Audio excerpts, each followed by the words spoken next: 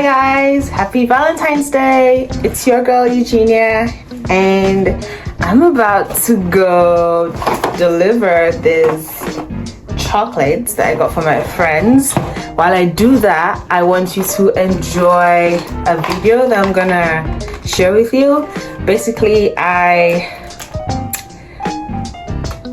took part in this public speaking competition and I did a thing where I talked about food scarcity, and I was like, you know what, my YouTube family is there too. They need to see this because it's on Instagram and Facebook. I'll put my social handles in the caption here. So yeah, this is my treat to you, and yeah, don't forget, Jesus loves you. Bye. Wait, don't forget to like and subscribe. Okay, love you. Mwah. Food scarcity is an illusion. Let's begin with that.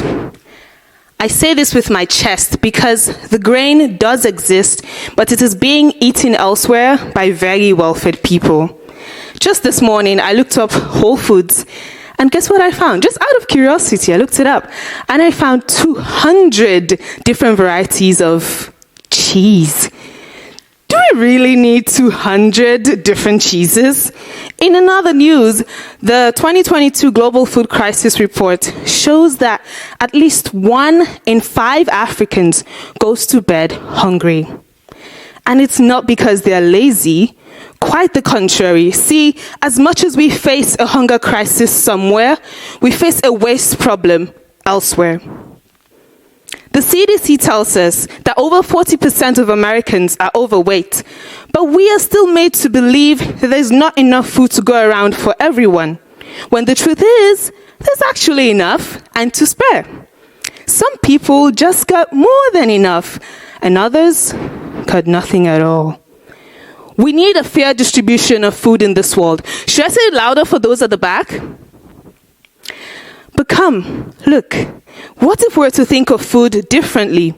Instead of growing the same corn over and over again in rows and rows as far as the eye can see, why don't we let the earth rest for some time and plant other crops on that same plot of land instead of milking her dry by monoculture farming? Have we never stopped to think that the earth might thank us in return for not treating her like a machine, but a living, breathing being? And what's this deal with pesticides? Why can't we seem to get over them? It's as if we're in a toxic relationship with pesticides, wherein we know the harm they do to us and to our environment, but we can't seem to let go. At least, not just yet. Oh, but these chemicals, they allow us to feed so many mouths. How would we survive without them? It is okay. We will survive. We have survived this long, even before pesticides came into the picture, and we will continue to thrive when they are finally gone from our soils. That brings me to another point, actually. Why are we so obsessed with the skins and insides of another animal? I have never seen a more radical cannibal than a human. See, over 38% of global land goes to agriculture. 2/3 of that is pasture for livestock. Imagine how much land we can reclaim if only we reduced our meat intake. Forests have to die to even arrive at the previous 38% I mentioned. Listen, about 17% of the Amazon rainforest is already lost, and cattle rearing is the #1 culprit. The Washington Post reports that if the Amazon is to die, it will be beef that kills it.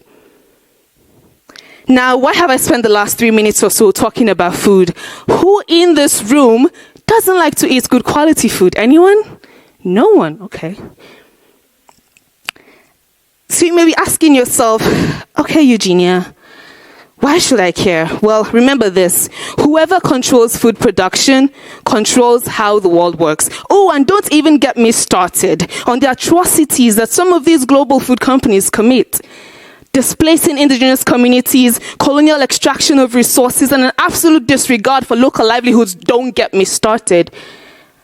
Okay, you may ask again, Eugenia, why should I care about this? As a Smith community, we care about social justice and we want the world to be a better place, right? Well, understanding the problem is part of the solution. You, and you can start by being curious. Let me ask you this.